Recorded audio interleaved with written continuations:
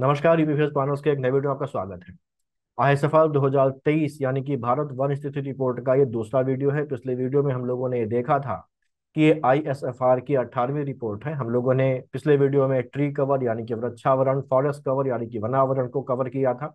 ये देखा था कि ये क्या होते हैं। फॉरेस्ट कवर में ओपन फॉरेस्ट क्या होते हैं, मॉडरेटली डेंस फॉरेस्ट क्या होते हैं, वेरी डेंस फॉरेस्ट क्या होते हैं, और इनके साथ साथ रिकॉर्डेड फॉरेस्ट एरिया जैसे टर्म्स को समझा था।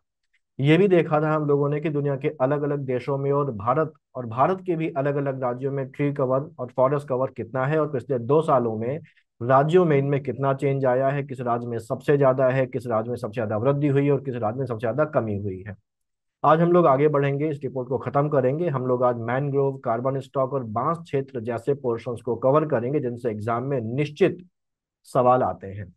मैंने पिछले वीडियो में भी आपको बताया था कि ये रिपोर्ट बहुत इंपॉर्टेंट, उसकी एक एक लाइन से, एक एक टर्म से क्वेश्चन बनने के चांसेस होते हैं। और क्योंकि ये रिपोर्ट अभी आई है, तो अभी जो भी एग्जाम्स होंगे उसमें इस रिपोर्ट से भर भर के सवाल आपको मिलने वाले हैं। तो इसको बहुत ध्यान से करना है और बहुत अच्छी तरीके से करना है। बहुत कठिन नहीं है, बहुत कॉम्प्लिकेटेड नहीं है, और अगर कहीं कॉम्प्लिकेटेड है भी तो मैं इसको आपके लिए आसान बनाकर पेश करने का काम करूंगा।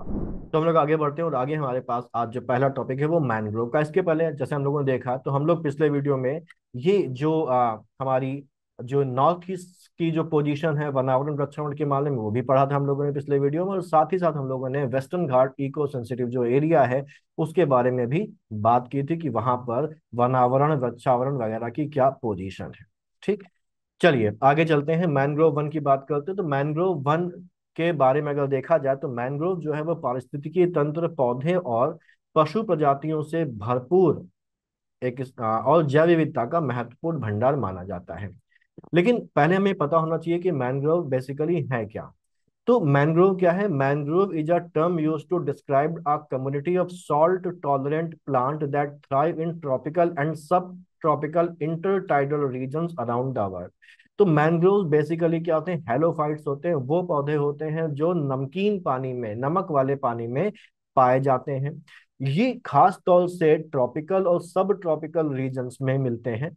और अगर हम इनकी लोकेशन को देखें तो एक निश्चित लैटिट्यूड या निश्चित अक्षांशों वाले एरिया में ही पाए जाते हैं।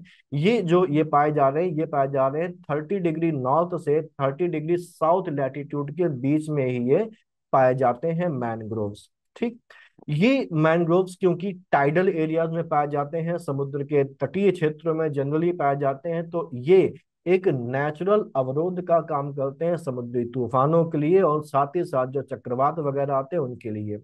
ठीक, क्योंकि जब चक्रवात आता है या समुद्री तूफान आते हैं तो सबसे पहले वो चक्रवात और समुद्री तूफान को मैनग्रोव्स का सामना करना पड़ता है। और मैनग्रोव जो है वो उनकी इंटेंसिटी को, इनके प्रभाव को बहुत ज्यादा कम कर देते हैं, जिसकी वजह से जो रेजिडेंशियल इलाके हैं, रिहायशी इलाके जहाँ पर आगे जाके लोग मिलते हैं, वहां पर जन और धन की जो हानि होती है उसको ये मिटिगेट करने का काम करते हैं। तो इस वजह से भी जो मैनग्रोव फॉरेस्ट है, मैनग्रोव वनस्पतियां हैं, वो हमारे लिए बहुत ज्यादा जरूरी हैं। ठीक, तो ये जो प्लांट है इंटरटाइडल एरियाज में मिलते हैं, ज्वारीय क्षेत्र में मिलते हैं, और मैंने बताया कि 30 डिग्री नॉर्थ से 30 डिग्री साउथ लैटिट्यूड के बीच में पाए जाते हैं। हेलोफाइटिक होते हैं। हेलोफाइटिक मतलब जो लवणोद्भिद होते हैं या जो नमकीन पानी में उगते हैं। These plants thrive in areas with high rainfall, typically ranging from 2100 to 6400 millimetre. यानी कि ये पौधे जो हैं ये खास तौर से उन इलाकों में पाए जाते हैं जहां पर बहुत ज्यादा बारिश होती है, और बारिश की रेंज 2100 मिलीमीटर से 6400 मिलीमीटर के बीच होती है। Mangrove species are considered facultative halophytes. Halophyte का मतलब वही लवणोद्भिद जो नमकीन पानी में उगने वाले पौधे होते हैं, उनको हेलोफाइट्स बोला जाता है। और यहाँ पर फैकल्टेटिव हेलोफाइट जब शब्द जो लिखा हुआ है उसका मतलब होता है आंशिक लवणोद्भिद। ठीक, आंशिक लवणोद्भिद, आंशिक लवणोद्भिद या फैकल्टेटिव हेलोफाइट्स क्या होते हैं? मैंग्रोव्स को फैकल्टेटिव हेलोफाइट इसलिए बोला गया है कि ये वैसे तो सलाइन इकोसिस्टम में सरवाइव करते हैं, नमकीन पानी या नमकीन जो जल है वहां पर ये पाए जाते हैं, लेकिन फिर भी इनको अपने खुद के विकास के लिए जो साफ पानी है, फ्रेश वाटर है, उसकी जरूरत होती है। तो वो पौधे जो नमकीन पानी में उग तो सकते हैं, यानी कि जो टॉलरेट कर सकते हैं सॉल्ट वाटर को, लेकिन फिर भी उनको अपने खुद की ग्रोथ के लिए जो पानी चाहिए होता है वो फ्रेश वाटर चाहिए होता है, ऐसे पौधों को हम लोग फैकल्टेटिव हेलोफाइट बोलते हैं। ठीक। To survive in waterlogged soils, high salinity and frequent changes in cyclonic storms and tidal surge, mangrove जो स्पीशीज है, ये जो प्रजाति है पौधों की, इसने अपने आप को बहुत ज्यादा अनुकूलित कर लिया है, जिससे कि वो इन परिस्थितियों में सरवाइव कर सके। मॉर्फोलॉजिकली अपने आप को अनुकूलित अनुकूलित किया है, एनाटॉमी में अनुकूलित किया, और फिजियोलॉजिकली भी इन पौधों ने अपने आप को अनुकूलित किया है। तो ध्यान रखने वाली बात है कितने एरिया में पाया जाता है, लैटिट्यूडनल जो रेंज इनकी है वो ध्यान रखनी है, प्लस फैकल्टेटिव हेलोफाइट क्या होता है ये भी ध्यान रखना है। अगर हम ग्लोबली देखें तो ये ग्लोबली कहाँ कहाँ पाए जाते हैं, इसको भी एक बार देख लेते हैं, क्योंकि इस बार की एसएफआर में इन चीजों को भी कवर किया गया है, तो हमारे लिए इंपॉर्टेंट है।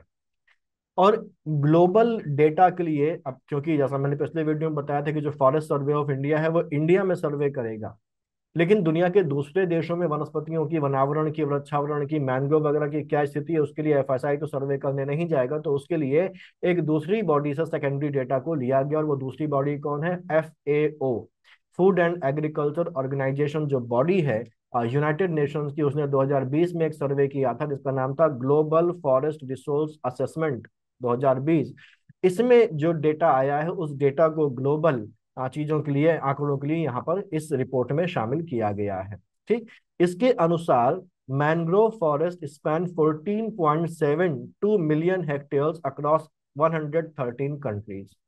कॉपी पेन लेके बैठिए, शीट तो मैंने दे दी है, टेलीग्राम पर आपको मिल जाएगी इसकी, लेकिन फिर भी कॉपी पेन लेके बैठिए और इंपॉर्टेंट चीजों को नोट करते जाइए। तो यहाँ पर कहा गया है कि जो मैंग्रोव फॉरेस्ट है वो दुनिया के 113, या मैंग्रोव स्पीशीज जो है वो दुनिया की 113 कंट्रीज में पाई जाती है, 113 देशों में पाई जाती है।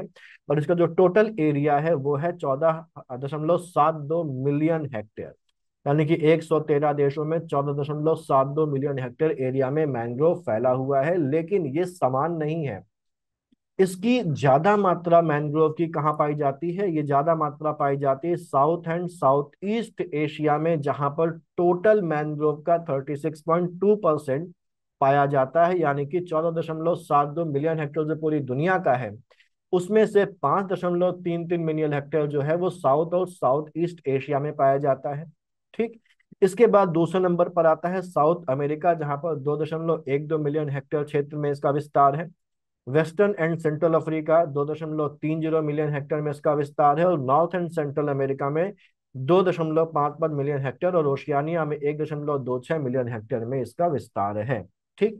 इसको हम आगे वाली टेबल में यहाँ पर देख सकते हैं, ये इसी डेटा के हिसाब से ये टेबल बनाई गई है, आईएसएफआर में आपको ये मिल जाएगी, और इसमें बताया गया है कि 1990, 2000, 2010 और 2020, यानी कि हर 10 साल में जो परिवर्तन आया है मैंग्रोव में वो कितना है। तो हम लोग 1990 और 2020 को कंपेयर करते हैं। अगर हम लोग देखें कि ईस्ट एंड साउथ अफ्रीका में 1990 में 929 मिलियन हेक्टेयर एरिया में मैंग्रोव थे, थाउजेंड्स में है, थाउजेंड हेक्टेयर है। ठीक है।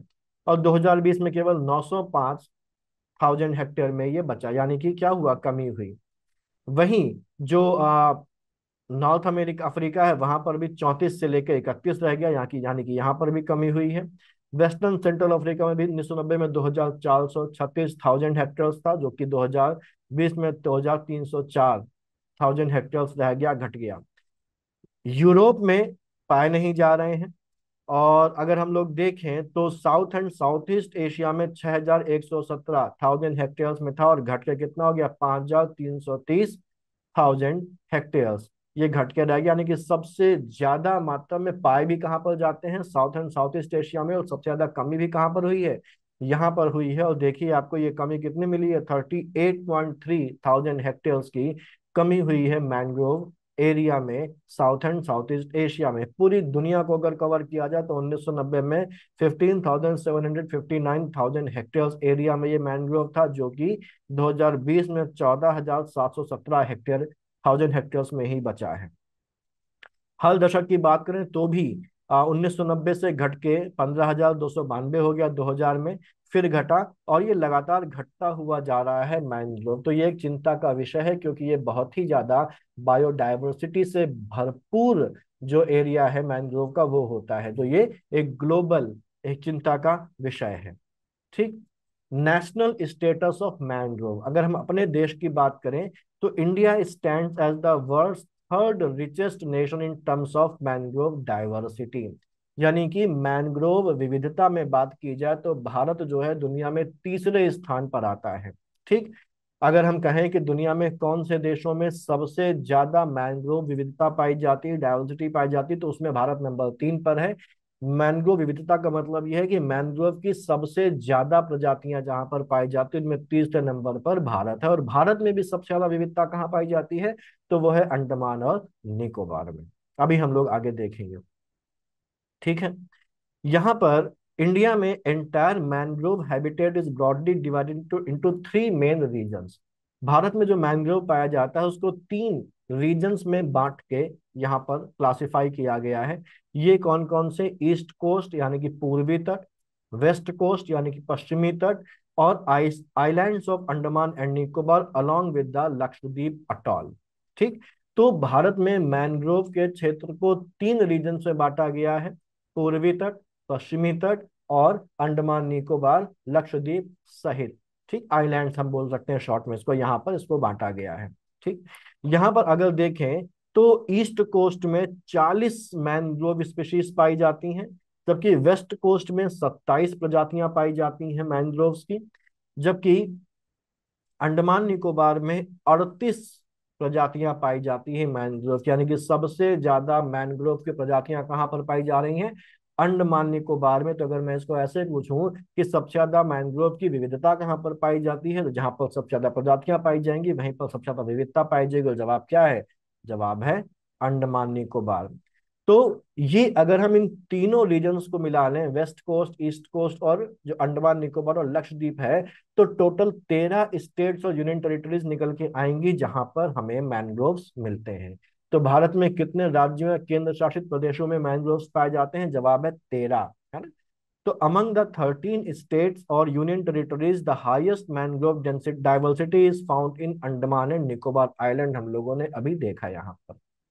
जहां पर कुछ यूनिक स्पीशीज भी मिलती हैं। यूनिक स्पीशीज मिलती हैं मतलब क्या होगा? जो दुनिया में कहीं और नहीं पाई जाती हैं, दुनिया में बाकी जगहों पर बहुत कम मात्रा में पाई जाती हैं, वो यहाँ पर पाई जा रही हैं। जैसे राइजोफोरा लेमार्की अंडमान निकोबार में मिलती है, लुमनिटजेरा लिटोरी अंडमान निकोबार में, सोनेरेशिया ओवाटा, लैंसोलाटा, उरामा और गुनग्लाई, ये 3 जो है ये बहुत ही प्रचुर मात्रा में अंडमान निकोबार में पाई जाती हैं, यूनिक प्रजातियां।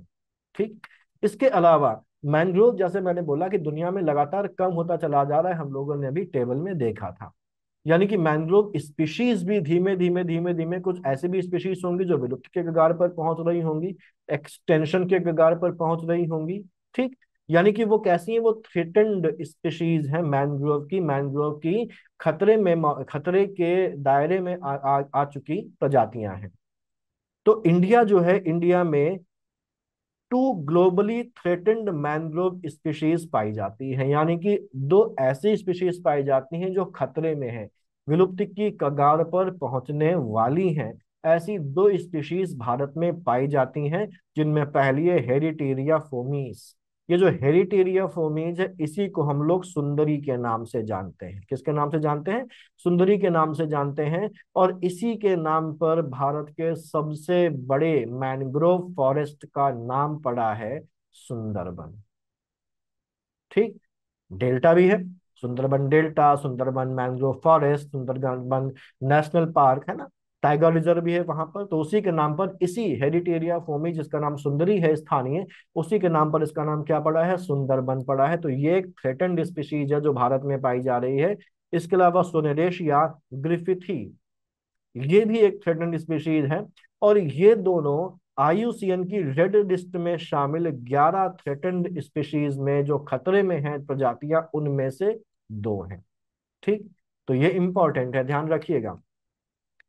The Sundarban region in India derives its name from the splendid looking sundari species. जैसा मैंने बताया कि जो सुंदरबन है हमारा रीजन, उसका जो नाम है इसी हेरिटेरिया फोमीस के नाम पर, सुंदरी के नाम पर सुंदरबन पड़ा है।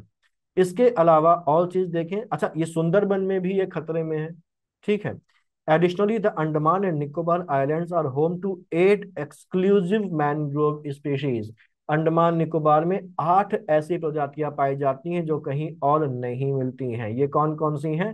लुमनिजेरा littorea, Rhizophora lamarckii, Rhizophora mohani, Rhizophora mucronata, Rhizophora apiculata, Sonneratia urama, Sonneratia gulngai, Sonneratia griffithii, Sonneratia lanceolata, Sonneratia alba, Sonneratia ovata. इनके नाम ना भी याद हो तो चल जाएगा, लेकिन जो हमारी जो सुंदरी है जिसका नाम है हेरिटेरिया फोमिस, उसका नाम आपको वानस्पतिक नाम, बॉटनिकल नाम याद रखना जरूरी है, क्योंकि वो ध्यान रखना है हमारे देश में प्रचुरता में पाई जा रही है। ठीक। तो ये हो गया भारत में, हम इनकी पोजीशन देख लेते हैं। तो जैसा हम लोगों ने अभी देखा कि भारत जो है वो मैंग्रोव डाइवर्सिटी में दुनिया में तीसरे स्थान पर आता है। तो पहले दो स्थान पर कौन कौन है? पहले में इंडोनेशिया है, फिर ऑस्ट्रेलिया, और इनके बाद भारत जो है वो विश्व में मैंग्रोव विविधता में यानी कि मैंग्रोव डाइवर्सिटी में दुनिया में तीसरे स्थान पर है, इंडोनेशिया और ऑस्ट्रेलिया के बाद। मैंग्रोव को चैंपियन और सेट के वर्गीकरण में टाइप 4 यानी कि लिटरल और दलदली वन में वर्गीकृत किया गया है। तो ये मैंग्रोव दलदली वन के रूप में होते हैं। भारत में मैंग्रोव में हम लोगों ने देखा कि तीन रीजन से बांटा गया है, एक पूर्वी तट, पश्चिमी तट और अंडमान निकोबार द्वीप इंक्लूडिंग लक्षद्वीप। ठीक है। ये हम लोग देख ही चुके हैं कि पूर्वी तट में 40 प्रजातियां पाई जाती हैं, पश्चिमी तट में 27 और अंडमान निकोबार में 38 प्रजातियां पाई जाती हैं। भारत में दो संकटग्रस्त प्रजातियां पाई जाती हैं, जिनमें से पहली है हेरिटेरिया फोमी, जिसे सुंदरी के नाम से जाना जाता है, और दूसरी सुनेरेशिया ग्रिफिथी। सुंदरबन क्षेत्र में जो हेरिटेरिया फोमीस है वो भी विलुप्त होने की कगार में है। ये पहचान है सुंदरबन की, लेकिन फिर भी ये विलुप्त होने की कगार पर है। मैंग्रोव जैव विविधता, भारत में 46 वास्तविक मैंग्रोव प्रजातियां पाई जाती हैं, जिनमें से 9 संरक्षण के लिए महत्वपूर्ण है, यानी कि जो इस लायक पहुंच गई हैं कि उनका कंजर्वेशन करना अब जरूरी है, अदरवाइज आने वाले समय में वो विलुप्त हो जाएंगी, गायब हो जाएंगी। कुल 4107 प्रजातियां हैं, जिनमें 23% पुष्पीय हैं और 77% प्राणी प्रजातियां पाई जाती हैं। ये मैंग्रोव में पाई जाने वाली जैव विविधता है कि मैंग्रोव में इतने प्रकार के प्राणी पाए जाते हैं, जिनमें 23% पुष्पीय यानी कि वानस्पति हैं, और 77% जो प्राणी प्रजातियां हैं वो पाई जाती हैं। भितरकनिका कनिका जो उड़ीसा में है उसको मैनग्रोव का जेनेटिक पैराडाइज कहा जाता है। तो भारत में मैनग्रोव का जेनेटिक पैराडाइज किसे कहा गया है? भितरकनिका उड़ीसा को कहा गया है। ये जो टर्म है ये आईएसएफआर में इस्तेमाल हुआ है, तो एग्जाम में पूछ सकता है कि भीतर जो मैनग्रोव जेनेटिक पैराडाइज है किसको कहा जाता है? तो हमको ध्यान रखना है भितरकनिका जो कि उड़ीसा में है उसको कहा जाता है। अब क्योंकि विलुप्त के कगार पर है, तो हमारी सरकार और दुनिया भर की जो बॉडीज है वो आंख मूंद कर और हाथ पर हाथ धरकर नहीं बैठी हैं। बहुत सारी ऐसी प्रयास किए जा रहे हैं जिससे कि इनका संरक्षण किया जा सके और इनको विलुप्त होने से बचाया जा सके। तो संरक्षण और पुनर्स्थापना के जो प्रयास हैं उसके लिए राज्यों के लेवल पर अगर देखा जाए तो राज्यों के लेवल पर महाराष्ट्र में मैंग्रोव सेल सेल बनाई गई है, और सोनेरेशिया एल्बा को राज्य मैंग्रोव पेड़ घोषित किया गया है। तो महाराष्ट्र में राज्य मैंग्रोव पेड़ किसे घोषित किया गया? सोनेरेशिया एल्बा को घोषित किया गया है। आंध्र प्रदेश और तमिलनाडु में फिश बोन टेक्निक का इस्तेमाल किया जाता है इनके संरक्षण के लिए। गुजरात में रेज्ड बेड विधि का प्रयोग किया जा रहा है इनके संरक्षण के लिए, इसको ध्यान रखिएगा। इसके अलावा एक राष्ट्रीय कार्यक्रम है मिष्टी, जो मैनग्रोव्स के बचाने के लिए शुरू किया गया है। 2023-24 से इसका उद्देश्य है मैनग्रोव का कवर बढ़ाना, मैनग्रोव के क्षेत्र को बढ़ाना। 540 वर्ग किलोमीटर क्षेत्र में मैंग्रोव के विकास का लक्ष्य इसके अंतर्गत रखा गया है, और यहाँ पर स्थानीय समुदायों की भागीदारी को बढ़ाने के लिए जागरूकता अभियान भी चलाए जा रहे हैं मिष्टी कार्यक्रम के अंतर्गत। तो मिष्टी कार्यक्रम किससे संबंधित है? मैंग्रोव से संबंधित है। ठीक। कार्बन सिंक के रूप में मैंग्रोव्स का इंपॉर्टेंस बहुत ज्यादा है। कार्बन सिंक क्या होते हैं?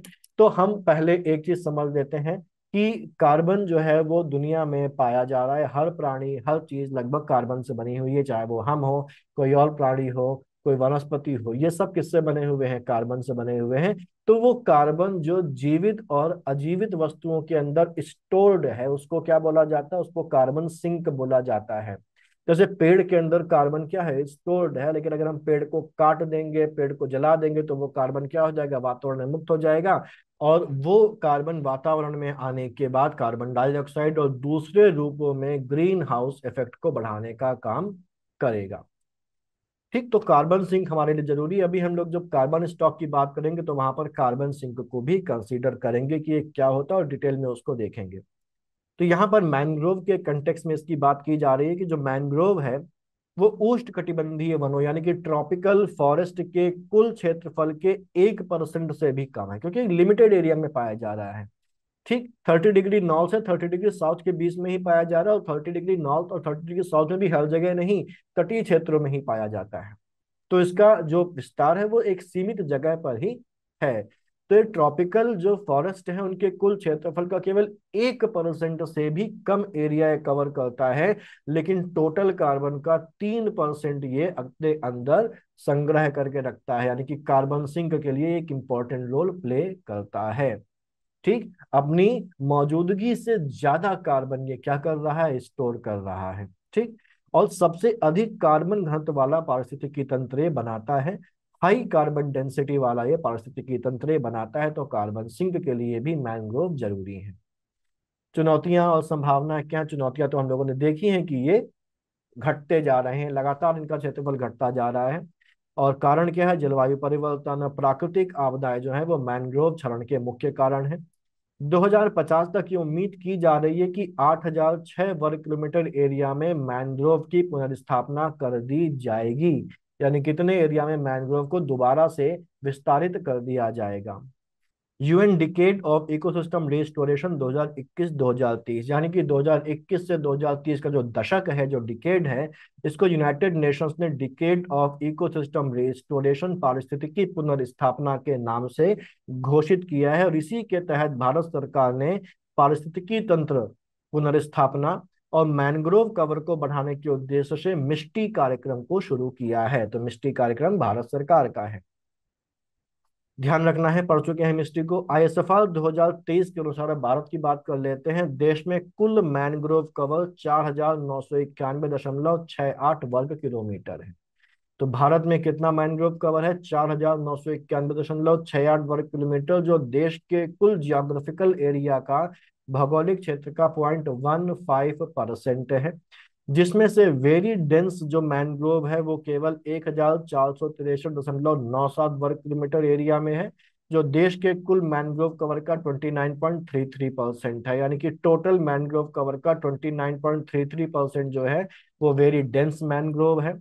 मॉडरेटली डेंस मैनग्रोव जो है वो 1500.84 स्क्वायर किलोमीटर के एरिया में है, जो देश के कुल मैनग्रोव कवर का 30.07% है। और ऐसे ही ओपन मैनग्रोव जो है वो 2026.84 वर्ग किलोमीटर में है, जो कुल मैनग्रोव कवर का 40.60% है। तो अगर हम लोग देखें तो सबसे ज्यादा जो है वो ओपन मैनग्रोव है। ओपन मैनग्रोव के बाद दूसरे नंबर पे आता है मॉडरेट डेंस मैनग्रोव, और तीसरे नंबर पर आता है वेरी डेंस मैनग्रोव। ठीक, इसको ध्यान रखिए। देश में मैंग्रोव वनस्पति में जो कमी आई है वो 7.43 वर्ग किलोमीटर की कमी आई है। मैंग्रोव फॉरेस्ट कवर में 7.43 वर्ग किलोमीटर की कमी आई है। सबसे ज्यादा जो कमी आई है वो गुजरात में आई है, 36.39 स्क्वायर किलोमीटर एरिया में। सबसे ज्यादा वृद्धि हुई है कहाँ पर? सबसे ज्यादा वृद्धि हुई है आंध्र प्रदेश में, 13.01 स्क्वायर किलोमीटर बढ़ा है मैंग्रोव एरिया। महाराष्ट्र में बढ़ा है 12.39 स्क्वायर किलोमीटर एरिया, वहां पर कुछ कार्यक्रम चलाए गए थे, हम लोगों ने भी देखा है। सबसे ज्यादा मैंग्रोव कहाँ पर पाए जाते हैं? तो देश के सर्वाधिक मैंग्रोव आच्छादित राज्य या यूनियन टेरिटरीज कौन कौन सी? तो सबसे ज्यादा मैंग्रोव जो पाया जाता है वो पश्चिम बंगाल में पाया जाता है। पश्चिम बंगाल का 2119.96 किलोमीटर वर्ग किलोमीटर का जो एरिया है उसमें मैंग्रोव है। गुजरात दूसरे नंबर पर आता है, 1164.06 वर्ग किलोमीटर के एरिया में मैंग्रोव विस्तारित है। तीसरे नंबर पर अंडमान निकोबार है, 608.29 वर्ग किलोमीटर एरिया में मैंग्रोव है। फिर आंध्र प्रदेश है और फिर महाराष्ट्र है। तो ये तो हो गए राज्य, कौन से राज्यों में सबसे ज्यादा मैंग्रोव कवर पाया जाता है। तो पहले नंबर पर पश्चिम बंगाल है। लेकिन अगर पूछा जाए कौन से जिले में, कौन से डिस्ट्रिक्ट में सबसे ज्यादा मैंग्रोव है, तो वो जवाब है पश्चिम बंगाल का दक्षिण 24 परगना, यानी कि साउथ 24 जो परगना जिला है, वहां पर 2088.88 वर्ग किलोमीटर एरिया में मैंग्रोव फॉरेस्ट पाए जाते हैं। पूरे पश्चिम बंगाल में 2119 है, और इस 2119 में से 2088.88 केवल किसमें है? 24 परगना जिला में है, दक्षिण 24 परगना जिला में। नेक्स्ट पॉइंट है हमारा वनाग्नि की स्थिति, यानी कि status of forest fire. Forest fire एक बहुत इंपॉर्टेंट चीज है। अक्सर हम लोग सुनते हैं गर्मियों के मौसम में जंगलों में आग लग जाती है। अभी कुछ महीनों पहले अमेरिका के जंगलों में आग लगी हुई थी। इसने लॉस एंजलिस और हॉलीवुड के एक बहुत बड़े एरिया को कवर किया और बड़ी मुश्किलें आई उस आग को खत्म करने के लिए। और भारत में भी बहुत सारे जिले और बहुत सारे राज्य ऐसे हैं जहां पर जंगल की आग एक बड़ा खतरा के रूप में वहां पर मौजूद रहती है। ठीक। हालांकि जो जंगल की आग है वो एक इम्पॉर्टेंट रोल प्ले करती है इकोलॉजिकल सिस्टम में। ठीक। लेकिन फिर भी इससे होने वाले जो फायदे हैं उनकी तुलना में इससे होने वाला जो नुकसान है वो कहीं ज्यादा है। ठीक। तो रिपोर्ट में क्या कहा गया? रिपोर्ट में कहा गया जो वनाग्नि यानी कि जो फॉरेस्ट फायर है वो फॉरेस्ट इकोलॉजी यानी कि पारिस्थितिकी तंत्र का एक महत्वपूर्ण हिस्सा है जो वन प्रबंधन और पुनर्जनन में मदद करती है, फॉरेस्ट मैनेजमेंट में और फॉरेस्ट के रीजनरेशन में मदद करती है। हालांकि जो फॉरेस्ट फायर है उससे होने वाला नुकसान इससे होने वाले फायदों से लाभों से कहीं ज्यादा है। प्रभाव क्या होते हैं फॉरेस्ट फायर के? तो जैव विविधता में, आवास में और पर्यावरणीय सेवाओं का नुकसान होता है। बायोडायवर्सिटी कम होती, कितने सारे इसमें जानवर होते हैं, कितने सारे प्रकार के पेड़ पौधे होते हैं जो जलकर नष्ट हो जाते हैं, जानवर जलकर मर जाते हैं। उनके रहने की जो जगहें हैं वो आग में जलकर खत्म हो जाती हैं। लकड़ी का, कार्बन का, सूक्ष्म जीवों का और नॉन वुड जो फॉरेस्ट प्रोडक्ट्स हैं, जो गैर कास्ट वनोपज हैं, लकड़ी के अलावा जो दूसरी वनों से प्राप्त होने वाली वस्तुएं उनका नुकसान होता है। कार्बन क्या है? कार्बन जो पेड़ पौधे के अंदर स्टोर थी वो क्या हो गई? वो रिलीज होके बाहर आ गई। तो ये भी एक नुकसान है। स्थानीय समुदायों की आजीविका पर प्रतिकूल प्रभाव पड़ता है। बहुत से आदिवासी समाज के लोग ऐसे हैं, बहुत से जंगल में रहने वाले समाज के लोग ऐसे हैं जो अपनी आजीविका के लिए इन्हीं वनों पर और वनों से होने वाली उपज पर निर्भर होते हैं। जंगल की आग से ये सब चीजें जलकर नष्ट हो जाती हैं तो उनकी आजीविका पर बुरा प्रभाव, गलत प्रभाव पड़ता है। और अधिकांश जो वन अग्नि लगती है, अधिकांश जो फॉरेस्ट फायर लगती है वो किसके कारण से होती है? मानव गतिविधियों से। तो ये इंपॉर्टेंट है कि अधिकांश जो वनाग्नि है, फॉरेस्ट फायर है, उसके लिए जिम्मेदार कौन है? मानव है। मानव गतिविधियों से अधिकतर जो जंगल की आग है वो लगती है। भारत में वनाग्नि का परिदृश्य, भारत में क्या पोजीशन, भारत में क्या सिचुएशन है फॉरेस्ट फायर की? तो भारत में 36% वन क्षेत्र जो है वो अग्नि प्रवण है यानी कि फायर प्रोन है। 36% जो एरिया है जंगल का भारत में वो कैसा है? वो है फायर प्रोन। फायर प्रोन का मतलब क्या है? यहाँ पर आग लगने की संभावना ज्यादा है। ठीक। कारण क्या है? कारण है शिफ्टिंग खेती और वनोपज संग्रह, यानी कि जो जो फॉरेस्ट प्रोडक्ट्स होते हैं उनका संग्रहण, ऐसे कारणों से बड़ी मात्रा में आग लगती है। शिफ्टिंग खेती में क्या होता है? शिफ्टिंग खेती में एक जगह पर खेती हुई, फिर अब आगे आगे जंगल काट के वहां पर फिर से खेती करेंगे तो अक्सर जंगल काटने की जगह जला दिया जाता है या जंगल काटने के बाद उस जगह को जला दिया जाता है जिससे कि वो आग फैल जाती है। वहीं फॉरेस्ट प्रोडक्ट्स को जब कलेक्ट करने के लोग अंदर जाते हैं तो अक्सर उनकी एक्टिविटीज के कारण आग लग जाती है। बीड़ी पीकर वहां पर फेंक दिया या माचिस जलाकर फेंक दिया या शैतानी में या खेल में ही वहां पर कहीं पर आग जला ली जो आग विकराल रूप धारण कर लेती है। उत्तर पूर्व भारत में, नॉर्थ ईस्ट इंडिया में झूम खेती से वनों की कटाई और आग का खतरा बढ़ा है। वहीं पश्चिमी हिमालयी क्षेत्र, पश्चिमी पूर्वी घाट और केंद्रीय भारत में प्रमुख वनाग्नि क्षेत्र हैं। वेस्टर्न जो हिमालयन रीजन है, जो पश्चिमी और पूर्वी घाट है और जो सेंट्रल इंडिया है, यहाँ पर जो फॉरेस्ट, जो फायर प्रोन फॉरेस्ट है वो ज्यादा है। कारण क्या है? सूखा पड़ना, सूखी वनस्पतियां, ठीक, देरी से मानसून आना और मानवीय लापरवाही। सूखा, सूखी वनस्पतियां और देरी से मानसून आने की वजह से जो जंगल की लकड़ियां हैं, जो जो उनकी पत्तियां हैं वो सूख जाती हैं, जमीन पर गिर जाती हैं, ढेर लग जाता है जिससे कि वो बहुत ज्यादा ज्वलनशील हो जाती हैं। तो सूखी पत्तियां बहुत ज्यादा ज्वलनशील हैं, सूखी लकड़ी बहुत ज्यादा ज्वलनशील होती है। हम लोगों ने भी कुछ दिन पहले देखा था कि उत्तराखंड में इन्हीं जो चीड़ के पेड़ों की जो पत्तियां जमीन पर गिर जाती हैं और जो जंगल में आग लगने का एक बड़ा बड़ा कारण बनती हैं, उनको हटाने के लिए पिरुल लाओ पैसे पाओ अभियान शुरू किया गया था। पिरुल किसको बोलते हैं? चीड़ की पत्तियों को बोलते हैं, जिससे कि लोग उसको बिन के लाएं, जंगल से वो हटें और जंगल में आग लगने की संभावना क्या हो जाए? कम हो जाए। तो किस राज्य का है? उत्तराखंड सरकार का है पिरुल लाओ पैसे पाओ अभियान।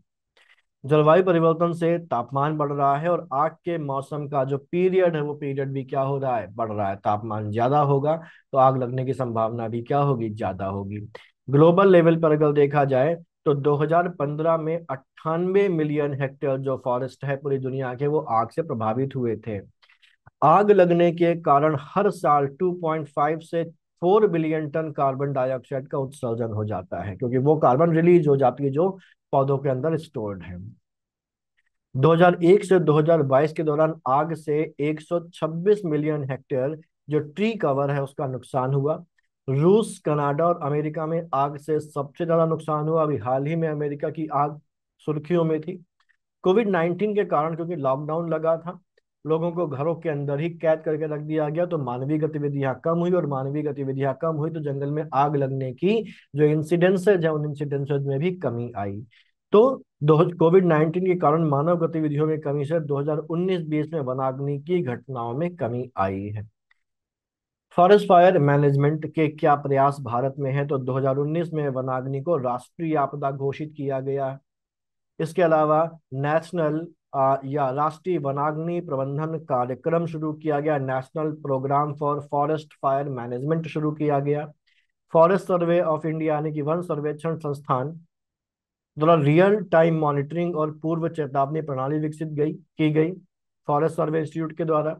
आग से प्रभावित क्षेत्रों की निगरानी और रिस्की एरियाज का मानचित्रण किया गया, जिससे कि इनके पास एक डेटा हो जाए कि कहाँ पर आग लगने की संभावना सबसे ज्यादा है, तो वहां पर मिटिगेशन के उपाय किए जा सके, उसको कम करने के या उसके दूर करने के या समय पर पहुंचकर आग को बुझाने के प्रयास किए जा सके और तेजी लाई जा सके।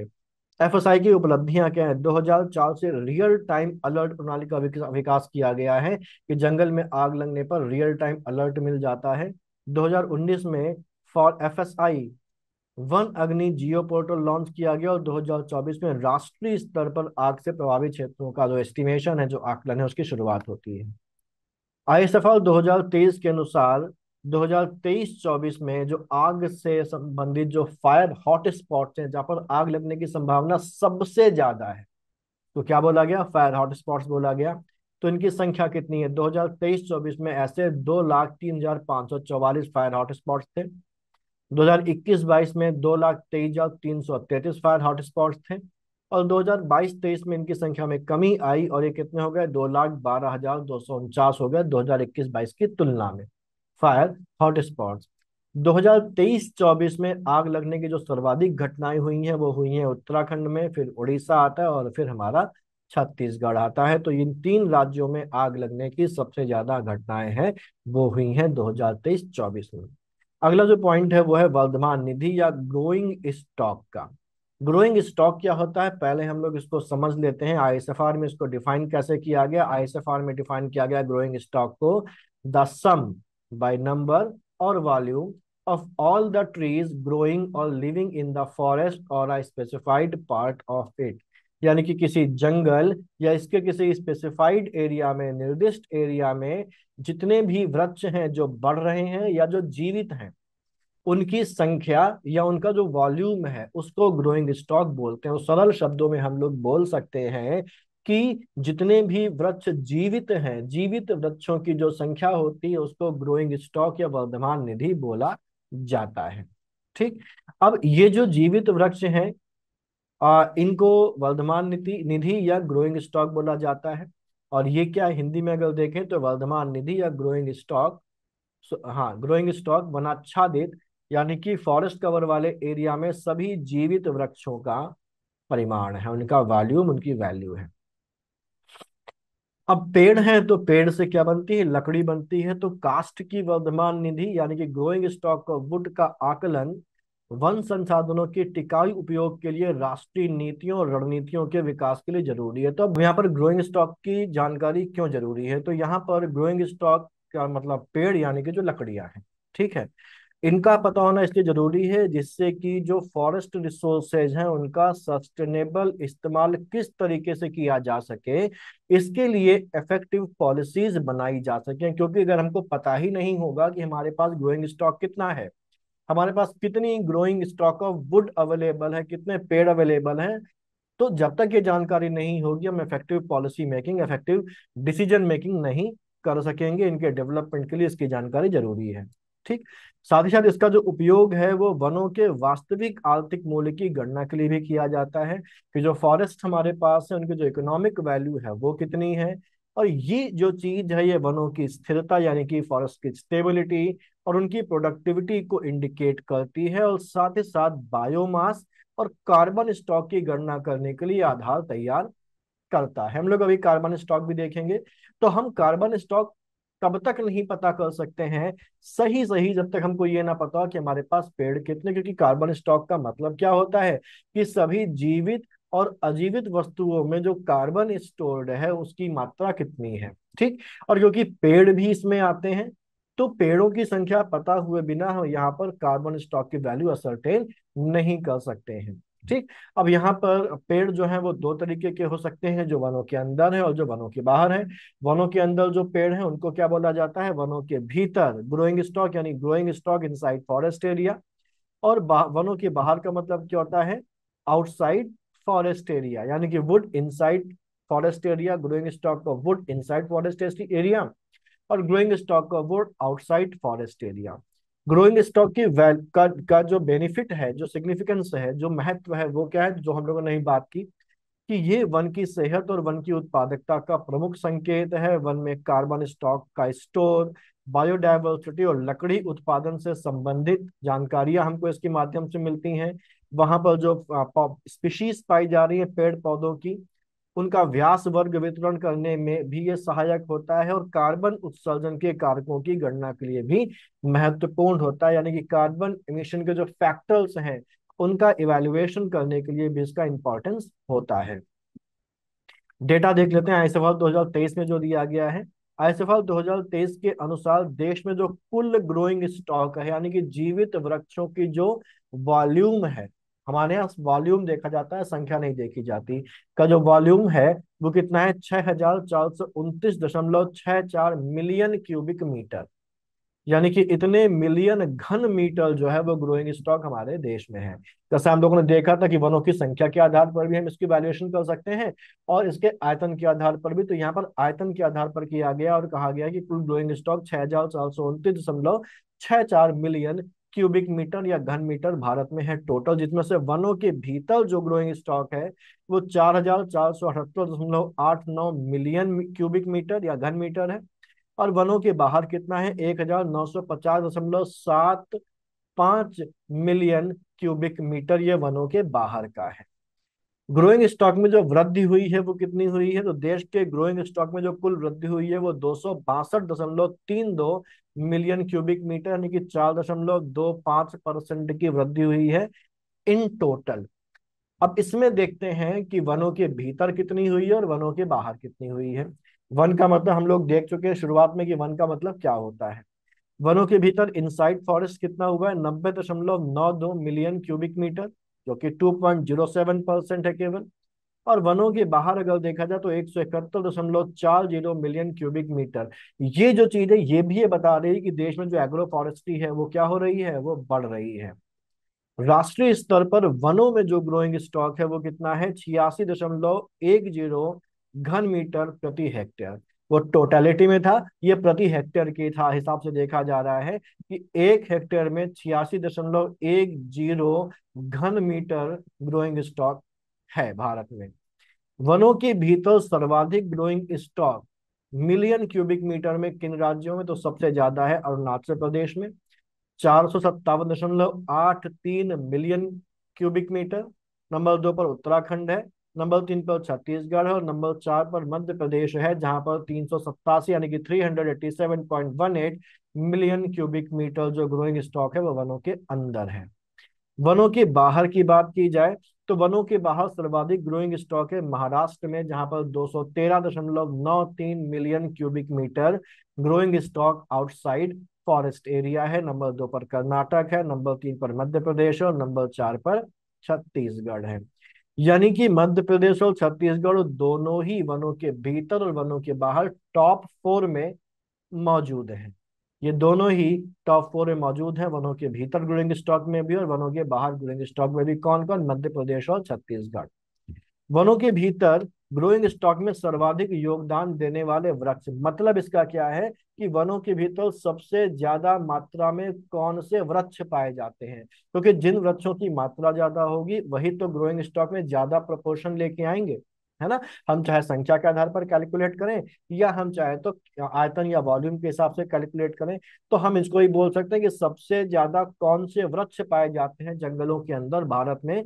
तो भारत के जंगलों में सबसे ज्यादा जो वृक्ष पाए जा रहे हैं वो है शोरिया रोबस्टा। शोरिया रोबस्टा जो है वो बॉटनिकल नाम है साल का। यहाँ पर ध्यान रखिए, जो आईएसएफआर है, आईएसएफआर में बॉटनिकल नाम यूज किए गए हैं, साइंटिफिक नाम यूज किए गए हैं, और इनका जो वास्तविक नाम जिसके जिससे हम लोग जानते हैं इनको अपने आम बोलचाल की भाषा में, वो मैंने ब्रैकेट में यहाँ पर लिख दिए हैं। एग्जाम में सबसे ज्यादा प्रोबेबिलिटी ये है कि ये अपने बॉटनिकल नाम से ही पूछे जाएं, तो आपको इनका बॉटनिकल नाम एज वेल एज इनका जो प्रचलित नाम है दोनों ही ध्यान रखने हैं। तो साल सबसे ज्यादा पाया जाता है जिसका बॉटनिकल नाम क्या है, शोरिया रोबस्टा।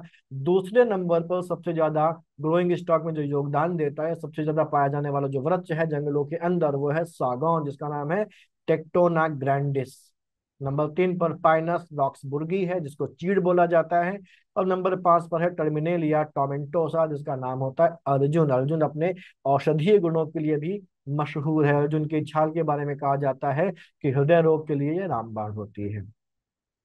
वनों के बाहर ग्रोइंग स्टॉक की अगर बात करें तो वनों के बाहर ग्रोइंग स्टॉक में वो पेड़ ज्यादा पाए जाएंगे जो बागों में लगाए जाते हैं, जो एग्रो फॉरेस्ट्री में इस्तेमाल किए जाते हैं, जो सड़क के किनारे लगाए जा रहे हैं, इनकी मात्रा ज्यादा होगी। और अगर हम लोग देखें तो सबसे ज्यादा जो पेड़ वनों के बाहर पाए जा रहे हैं या जो वनों के बाहर ग्रोइंग स्टॉक में सबसे ज्यादा कंट्रीब्यूट कर रहा है, उसके पहले स्थान पर आता है आम का पेड़, जिसकी संख्या है 13.25%। और इसका जो बॉटेनिकल नाम है वो है मैग्निफेरा इंडिका। ठीक। नंबर 2 पर है एजाडिरिक्टा इंडिका। एजाडिरिक्टा इंडिका नीम को बोला जाता है और 7% इसका योगदान है। नंबर 3 पर है मधुका लैटिफोलिया या मधुका लॉन्गिफोलिया या मधुका इंडिका। ये महुआ का पेड़ होता है। महुआ हम सब जानते हैं, और इसका जो ज्यादा जान जान जा पहचान इसकी है वो है कि महुआ से क्या बनाई जाती है, देशी शराब बनाई जाती है। लेकिन और भी बहुत सारे यूज महुआ के होते हैं। तो 4.37% है। और नंबर 4 पर जो सबसे ज्यादा पाया जाने वाला पेड़ है वनों के बाहर, या वो पेड़ जो सबसे ज्यादा वनों के बाहर ग्रोइंग स्टॉक में कंट्रीब्यूट करता है, वो है नारियल का। इसका नाम है कोकस न्यूसिफेरा, 4.16%। तो ये सब इंपॉर्टेंट है। वनों के बाहर के ग्रोइंग स्टॉक से औद्योगिक कास्ट का संभावित उत्पादन, यानी कि वनों के बाहर जो ग्रोइंग स्टॉक है उससे कितनी इंडस्ट्रियल वुड निकल सकती है, तो वो है 91.51 मिलियन क्यूबिक मीटर लकड़ी या कास्ट का या वुड का उत्पादन यहाँ पर किया जा सकता है growing stock outside forest area से। और इसमें 2017 के मुकाबले जो वृद्धि हुई है वही 22.47 मिलियन क्यूबिक मीटर। ठीक।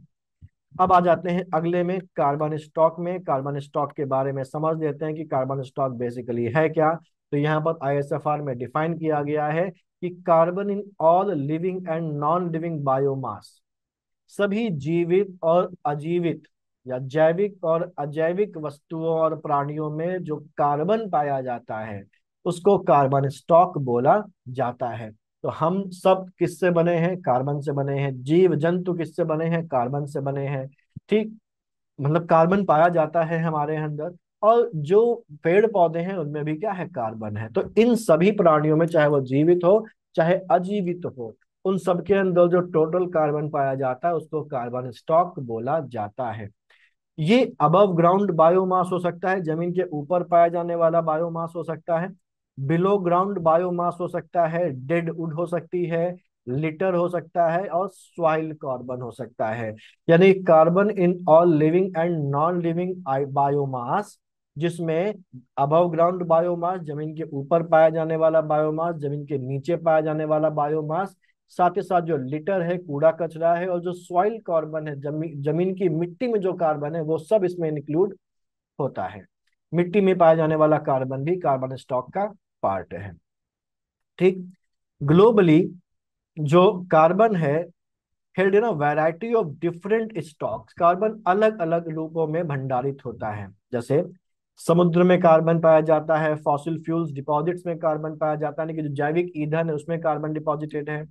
टेरेस्ट्रियल सिस्टम यानी कि जो स्थलीय तंत्र है, साथ ही साथ एटमॉस्फेयर यानी कि वायुमंडल में भी कार्बन जो है वो स्टोर्ड है।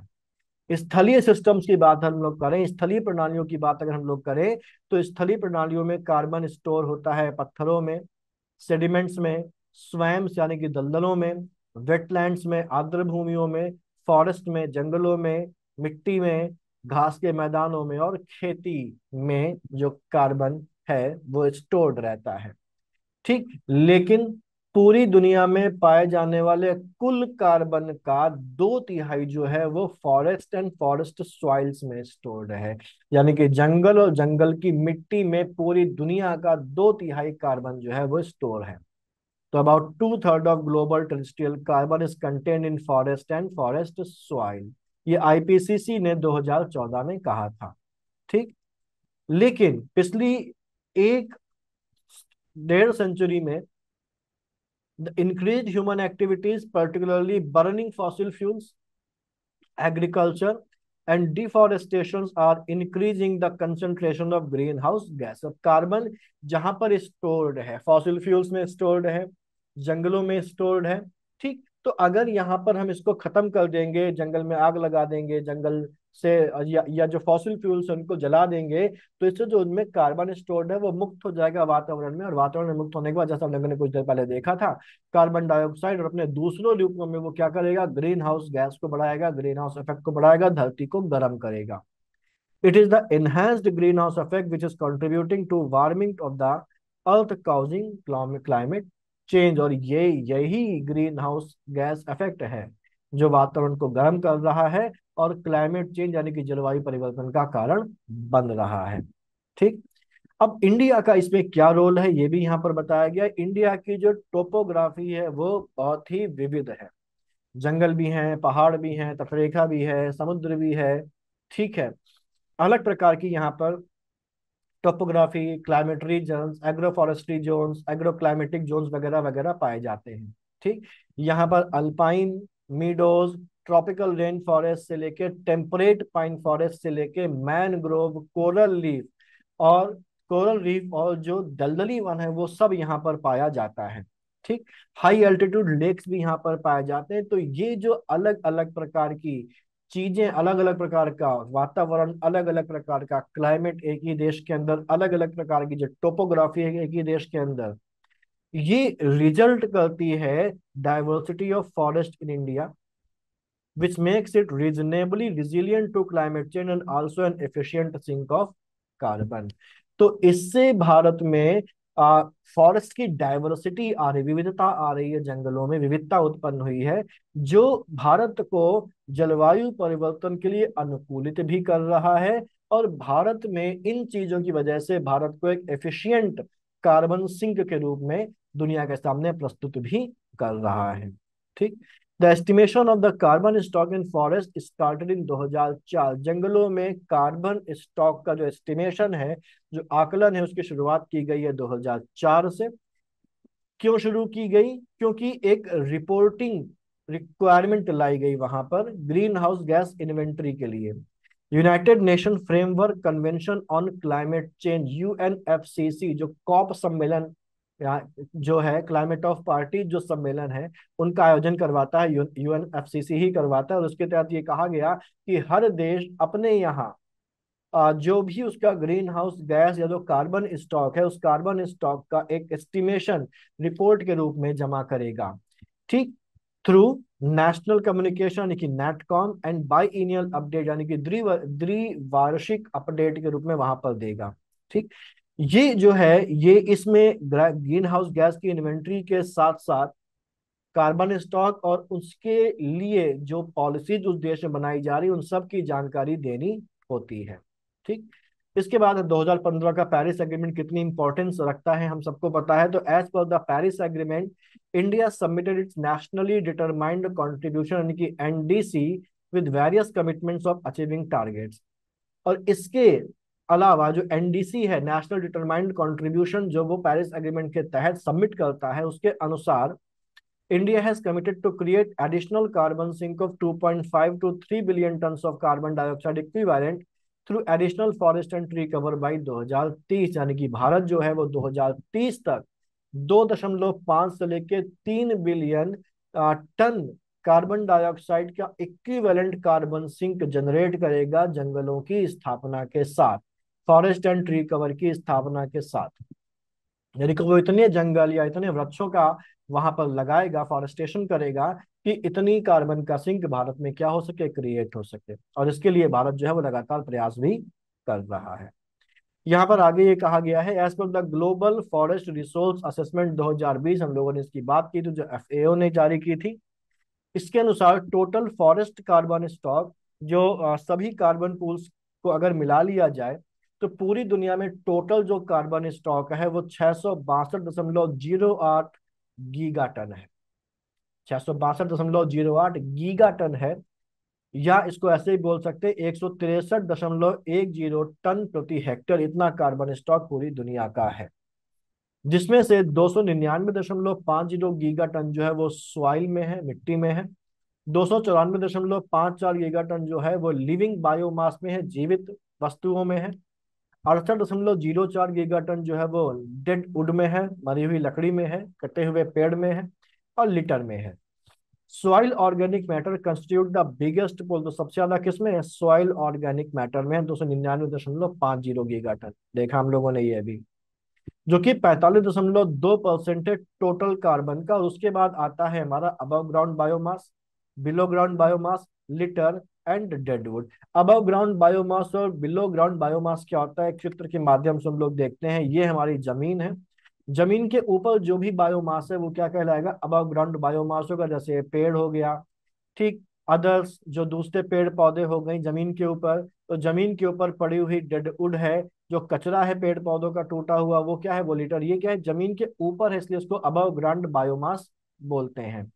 बिलो ग्राउंड बायोमास में क्या हो गया, सॉइल कार्बन हो गया, पेड़ों की जो जड़ें हैं वो हो गया। ये सब क्या है, ये जमीन के नीचे है, तो इसको क्या बोला जाता है, बिलो ग्राउंड बायोमास बोला जाता है। तो अबव ग्राउंड बायोमास और बिलो ग्राउंड बायोमास क्या होता है, मुझे लगता है आपको इससे समझ में आ गया होगा।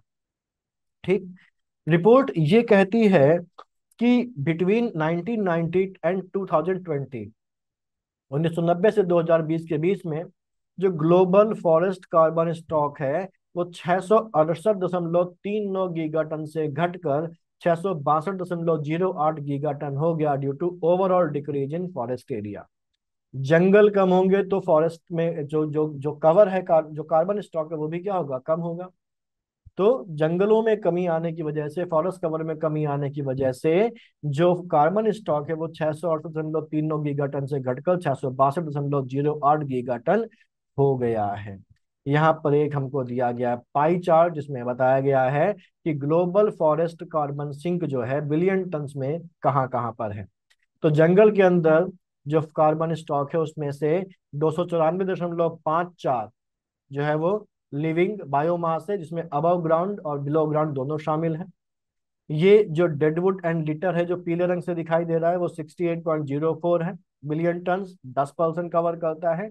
और मिट्टी जो है वो 299.5 बिलियन टन है, यानी कि 45%। बिलियन टन को ही गीगा टन बोला जा रहा है। तो ये देख लें तो सबसे ज्यादा जो कार्बन स्टॉक है वो सॉइल में है, उसके बाद लिविंग बायोमास में और फिर डेडवुड में है। इसको ध्यान रखना है आप लोगों को। वापस हम लोग अपनी शीट में आते हैं और देखते हैं कि इतना जो हम लोगों ने पढ़ा है वो आपको समझ में आ गया होगा। तो यहाँ पर ये कहा जा रहा है कि कार्बन स्टॉक का जो अर्थ है वो किसी विशेष क्षेत्र में जैविक और अजैविक कार्बन की मात्रा जो वातावरण, भूमि, पौधों, मिट्टी और महासागरों में संग्रहित होती है। तो कार्बन की वह मात्रा जो यहाँ पर संग्रहित है उसको क्या बोला जाता है, कार्बन स्टॉक बोला जाता है। ये जो कार्बन है ये पृथ्वी के कार्बन चक्र का, कार्बन साइकिल का हिस्सा होता है और जलवायु परिवर्तन से जुड़ा होता है, क्योंकि ये ग्रीन हाउस गैस को प्रभावित करता है। Green house gas green house effect को प्रभावित करती है और ग्रीन हाउस इफेक्ट जो है वो क्लाइमेट चेंज को प्रभावित करता है। कार्बन स्टॉक के प्रमुख स्रोत कौन कौन से हम लोगों ने अभी देखा। तो टेरेस्ट्रियल इकोसिस्टम यानी कि स्थलीय पारिस्थितिकी तंत्र में जो प्रमुख स्रोत हैं वो क्या है, वनों में कार्बन स्टॉक, कृषि भूमि में कार्बन स्टॉक, जल निकाय, वायुमंडल यहाँ पर है। तो वनों में कार्बन स्टॉक में क्या आ जाता है, पेड़ों पौधों और मिट्टू में संग्रहित कार्बन है। इसको दो पार्ट में बांटा जाता है, अबव ग्राउंड और below ground biomass. Above ground हम लोगों ने देखा कि जो जमीन के ऊपर है, और बिलो ग्राउंड जो जमीन के नीचे है। तो जमीन के ऊपर क्या हो गया, जो जीवित पेड़ है, उनकी लकड़ी, उनकी पत्तियां, उनकी टहनियां। जमीन के नीचे क्या हो गया, जड़ें हो गई। कृषि भूमि में कार्बन स्टॉक मिट्टी और पौधों में पाया जाता है। ठीक, मिट्टी में कार्बन स्टॉक जैविक पदार्थों के विघटन और उनके अवशेषों से जो कार्बन निकलता है वो मिट्टी में रहता है, और वो मिट्टी में कार्बन स्टॉक के रूप में संग्रहित रहता है। और उसका प्रमुख सोर्स क्या है, ह्यूमस और जो जैविक कचरा है वो। जल निकायों में देखा जाए तो महासागरों में कार्बन का भंडारण है डिजॉल्व्ड कार्बन डाइऑक्साइड के रूप में, पानी में जो घुली हुई कार्बन डाइऑक्साइड उसके रूप में। और वहां पर फाइटोप्लैंक्टन्स पाए जाते हैं। फाइटोप्लैंक्टन्स भी कार्बन डाइऑक्साइड को अवशोषित करके कार्बन जो जो ऑक्सीजन है उसको रिलीज करते हैं। तो वो जो उनके अंदर अवशोषित है वो क्या है, वो फाइटोप्लैंक्टन्स के अंदर अवशोषित महासागरीय उसका पार्ट है। और तटीय पारिस्थितिकी जैसे मैंग्रोव और समुद्री घास, हम लोगों ने देखा था ना कि टोटल जो ट्रॉपिकल फॉरेस्ट है उसके 1% से भी कम एरिया में मैंग्रोव फॉरेस्ट है, और टोटल का 3% जो कार्बन स्टोरेज है वो मैंग्रोव फॉरेस्ट में है। तो जो मैंग्रोव और समुद्री घास है वो भी यहाँ पर पार्ट लेती हैं। वायुमंडल में कार्बन डाइऑक्साइड और ग्रीन हाउस गैसेस के रूप में कार्बन जो है वो मौजूद है। तो वायुमंडल में जो मौजूद है वो खतरनाक है, क्योंकि वो क्या करता है, ग्लोबल वार्मिंग बढ़ाता है। कार्बन स्टॉक का महत्व, कार्बन स्टॉक को मैनेजमेंट करके हम लोग जलवायु परिवर्तन पर नियंत्रण कर सकते हैं। कार्बन स्टॉक जो है वो वातावरण में कार्बन डाइऑक्साइड की मात्रा को संतुलित करता है।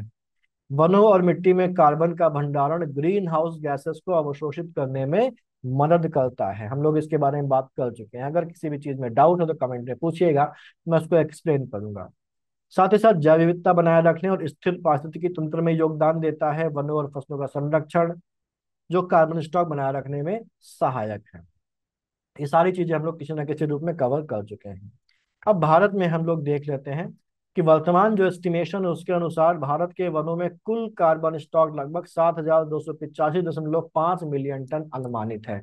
यानी कि भारत के वनों में जो टोटल कार्बन स्टॉक है वो कितना है, 7,285.5 मिलियन टन। इंपॉर्टेंट है, पूछा जा सकता है। 2021 की तुलना में 81.5 मिलियन टन की वृद्धि हुई है। इंपॉर्टेंट वृद्धियां सारी और कमियां सारी इंपॉर्टेंट है। यानी कि 2021 में कितना रहा होगा, 7,204 के आसपास रहा होगा, और इसमें 81.5 मिलियन टन की वृद्धि हो गई है। तो 7,285.5 मिलियन टन हो गया फॉरेस्ट में जो कार्बन स्टॉक है भारत के अंदर। भारतीय वनों की कुल वार्षिक कार्बन स्टॉक में जो वृद्धि है वो 40.75 मिलियन टन है। तो जैसा हम लोगों ने देखा था कि ये जो रिपोर्ट है हर 2 साल में आती है, तो ये जो 81.5 मिलियन टन है ये 2 साल का होगा, और 81.5 का आधा कर दें तो कितना आ जाएगा, 1 साल का आ जाएगा। 40.75 मिलियन टन वही यहाँ पर लिखा हुआ है कि जो वार्षिक कार्बन स्टॉक में वृद्धि होती है वो कितनी है, 4,75 मिलियन टन है, जो 149.52 मिलियन टन कार्बन डाइऑक्साइड के बराबर है। तो 40.75 मिलियन टन जो कार्बन स्टॉक है वो 149.52 मिलियन टन कार्बन डाइऑक्साइड का इक्विवेलेंट है। अब वनों में कार्बन संग्रहण है, लेकिन वनों के अंदर भी किस रूप में कार्बन स्टॉक का संग्रहण है सबसे ज्यादा। तो जैसा हम लोगों ने भी देखा था कि ओवरऑल पूरी दुनिया में भी 299 वाला केस देखा था हम लोगों ने, सबसे ज्यादा मिट्टी में होता है। तो यहाँ पर भी मृदा जैविक कार्बन यानी कि सॉइल ऑर्गेनिक कार्बन एसओसी में 55.06% कार्बन जो है वो स्टोर्ड है। अबव ग्राउंड बायोमास में 32.69% और बिलो ग्राउंड बायोमास में 10.09%। अबव ग्राउंड बिलो ग्राउंड आपको समझ में आ गया होगा, नहीं आ गया तो मुझे कमेंट में बता दीजिएगा। सबसे ज्यादा कार्बन स्टॉक जो है वो किस राज्य में पाया जाता है, तो वो पाया जाता है अरुणाचल प्रदेश में 1,021 मिलियन टन। मध्य प्रदेश में 608 मिलियन टन कार्बन स्टॉक है। छत्तीसगढ़ में 505 मिलियन टन कार्बन स्टॉक है, और महाराष्ट्र में 465 मिलियन टन कार्बन स्टॉक है। वहीं प्रति हेक्टेयर कार्बन स्टॉक की बात अगर करें तो नंबर 1 पर जम्मू कश्मीर आता है। जम्मू कश्मीर में 174.10 प्रति हेक्टेयर कार्बन स्टॉक है।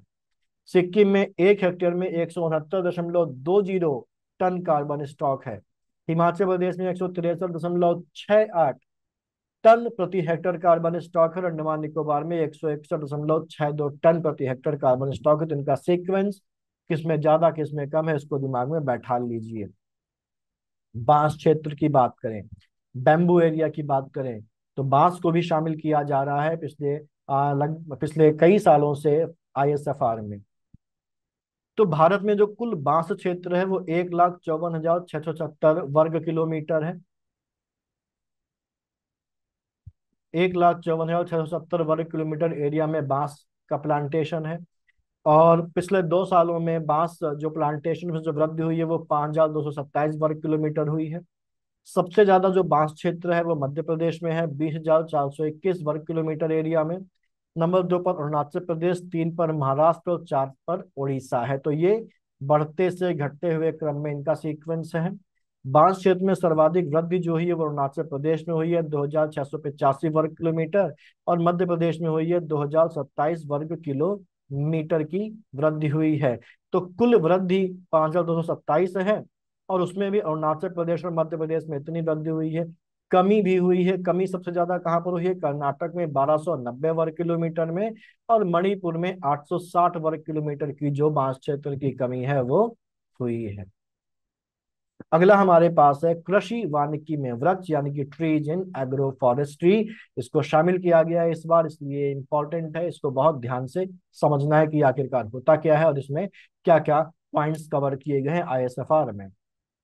यहाँ पहले हम लोग देख लेते हैं कि एग्रो फॉरेस्ट्री होती क्या है, तो आईएसएफआर के हिसाब से देखते हैं।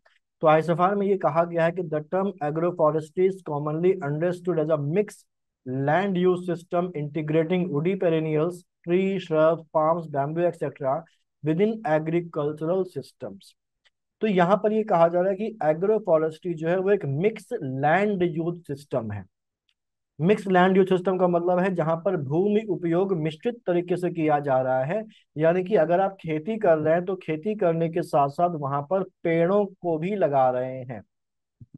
खेती तो कर ही रहे हैं, पेड़ों को भी लगा रहे हैं, झाड़ियों को भी लगा रहे हैं, पाम और बैम्बू वगैरह को भी अगर आप लगा रहे हैं तो उसको एग्रो फॉरेस्ट्री का हिस्सा माना जाता है। तो अगर एक किसान है, उसका खेत है और वो खेत की मेड़ के किनारे किनारे चारों तरफ पेड़ लगा देता है, आम के पेड़ लगा देता है, कोई छायादार पेड़ लगा देता है, या बांस लगा देता है, बांसों का गट्ठ लगा देता है वहां पर, ठीक, या झाड़ियां ही लगा देता है, जानवरों से पेड़ों को बचाने का भी काम करेगी, सॉरी फसल को बचाने का भी काम करेगी, और यहाँ पर एग्रो फॉरेस्ट्री के रूप में भी उसको कंसिडर किया जाएगा। ठीक, इसके अलावा अगर वो पशुपालन भी साथ साथ करता है तो पशुपालन को भी वो अगर खेती के साथ साथ करता है तो वो भी एग्रो फॉरेस्ट्री का पार्ट माना जाएगा। यानी कि खेती के साथ साथ अलग अलग वृक्षों, झाड़ियों वगैरह को लगा लेना और पशुपालन करना, ये सब चीजें क्या है, ये एग्रो फॉरेस्ट्री या कृषि वानिकी माना जाता है।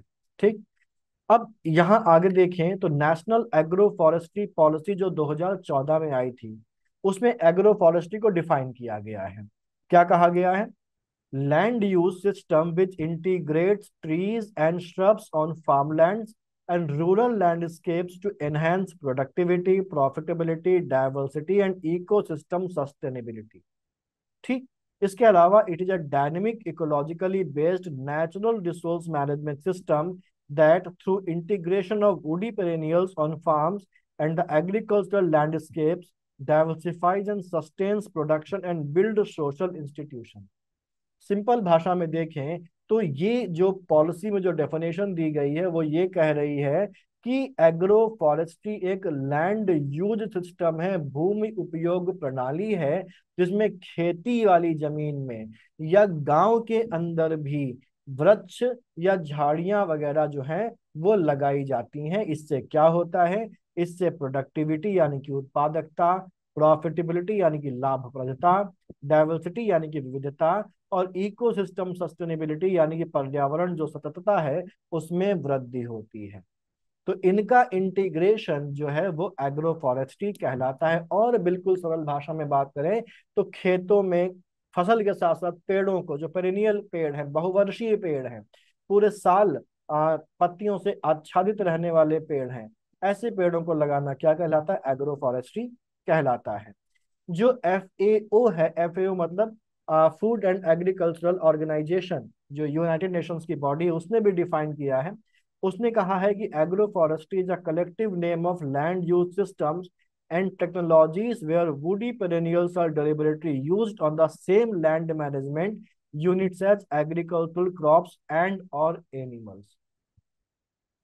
ये भी वही बात कर रहा है कि अगर हम खेत जहां पर फसलों को उगाते हैं वहां पर वुडी पेरेनियल्स यानी कि ऐसे पौधे जो लकड़ी वाले हैं और पेरेनियल हो, पूरे साल चलने वाले हो और बहुवर्षीय पौधे हो, उनको लगा लें तो ये क्या कहलाएगा, ये एग्रो फॉरेस्ट्री कहलाएगा। या अगर हम जानवर पालते हैं और वहां पर पेड़ लगा लिया तो भी एग्रो फॉरेस्ट्री कहलाएगा। या हम तीनों काम एक साथ कर रहे हैं, खेत हैं, जानवर हैं, वृक्ष हैं, तो भी ये क्या हो जाएगा, ये एग्रो फॉरेस्ट्री कहलाएगा। ठीक, क्लियर। यहां पर ध्यान रखिएगा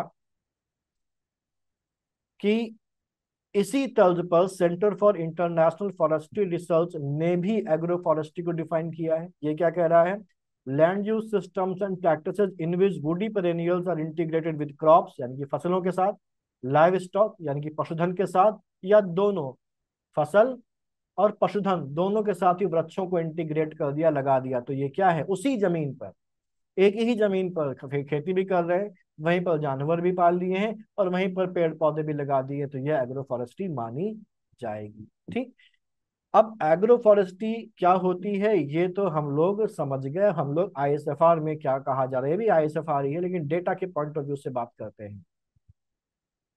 यहाँ पर हमारे देश में राष्ट्रीय एग्रो फॉरेस्ट्री नीति है, तो ये सारी चीजें हम लोग, ये सब चीजें हम लोग पढ़ चुके हैं। आप इसको एक बार रीड कर लीजिएगा शीट में, हम लोग इन्हीं को वहां पर पढ़ के आए हैं।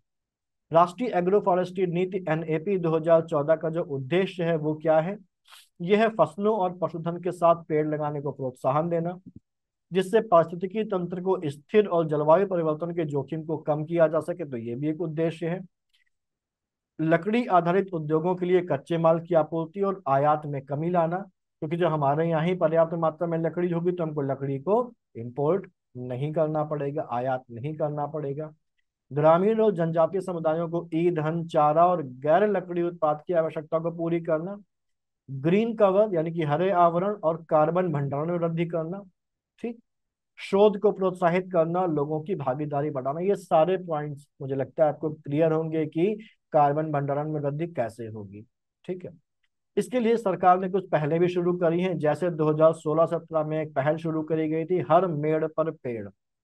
इसके साथ एग्रो फॉरेस्ट्री के लिए एक सब मिशन भी शुरू किया गया। पर्यावरण संरक्षण और मिशन लाइफ में योगदान, ये भी एक पहल है सरकार की। भारत में एग्रो फॉरेस्ट्री के डेवलपमेंट की बात करें तो 1980 के दशक में आईसीएफआरई और आईसीएआर द्वारा वैज्ञानिक शोध की शुरुआत की गई एग्रो फॉरेस्ट्री में। 1983 में एआईसीआरपी और एग्रो फॉरेस्ट्री की स्थापना की गई। 1988 में झांसी में स्थापना की गई national research centre for agro forestry, इसकी स्थापना 1988 में झांसी में की गई। 2014 में एनआरसीएएफ का नाम बदलकर कर दिया गया central agro forestry research institute.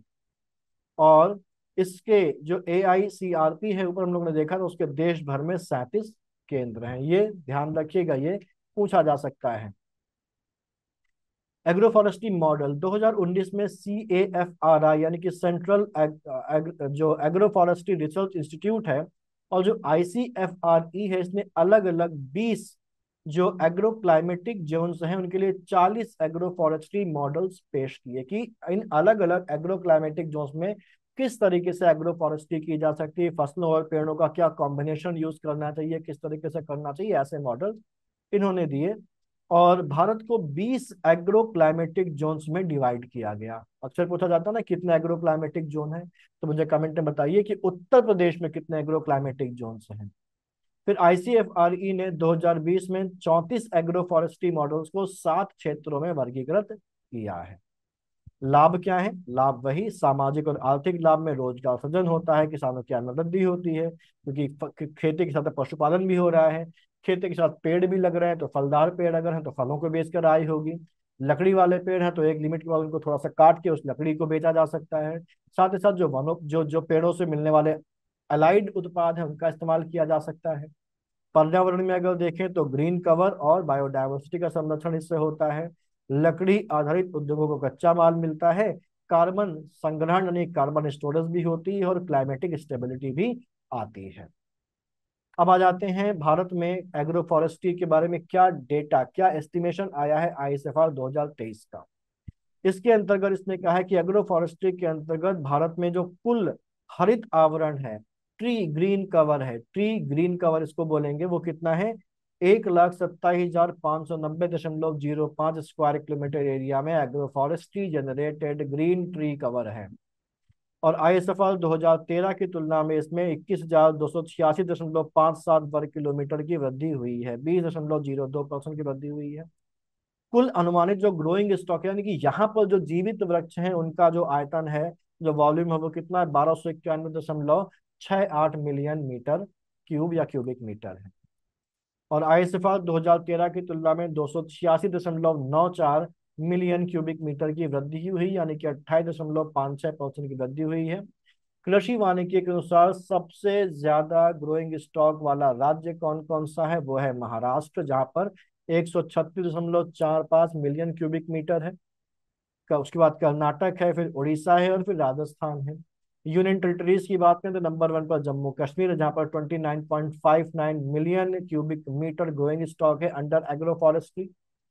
फिर अंडमान निकोबार और फिर दादरा नगर हवेली और दमन और दीव आ जाता है।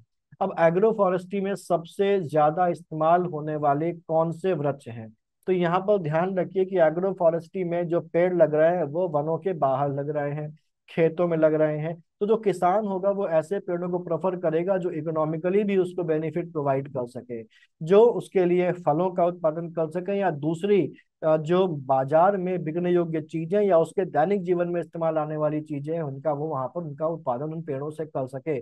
तो सबसे ज्यादा जो पेड़ लगाए गए हैं एग्रो फॉरेस्ट्री में उसमें नंबर 1 पर आता है आम। तो आईएसएफआर 2013 में नंबर 1 पर आम था, यानी कि मैग्नीफेरा इंडिका था। यहाँ पर भी मैग्नीफेरा इंडिका ही है 2017 में। नंबर 2 पर अरेका कैटेचू यानी कि सुपारी है। फिर अजरेक्टा इंडिका यानी कि नीम है। कोकस न्यूसीफेरा नारियल नंबर 3 पर 2013 में था। फिर यहाँ पर विलायती बबूल है जंगली उनसे बचने के लिए। और अरेका कैटेचू यानी कि नंबर 4 पर सुपारी है और नंबर 5 पर यूकेलिप्टस है, लकड़ी के लिए यूकेलिप्टस। ठीक, तो ये जो है ये हमारा पूरा जो आईएसएफआर कंप्लीट हो जाता है। एक छोटा सा सेगमेंट बचेगा जिसमें हम लोग यूपी से रिलेटेड जो वॉल्यूम 2 में बातें दी गई वो बहुत छोटा सा, उसको अलग से हम लोग यूपी स्पेशल में कवर करेंगे चल के, कि आईएसएफआर में उत्तर प्रदेश में वनों, वन आवरण और बाकी चीजों के बारे में जो डेटा बताया गया है वो क्या है। तो वो यूपी के लिए अलग से मैं लेके आऊंगा, छोटा सा वीडियो होगा, तो इसको कर लीजिए, ये बहुत ही इंपॉर्टेंट, उसके हर एक पॉइंट से एग्जाम में क्वेश्चन बन सकता है। तो इतना रखते हैं, हम लोग मिलते हैं अगले वीडियो में, तब तक पढ़ते रहिए, आगे बढ़ते रहिए। All the best.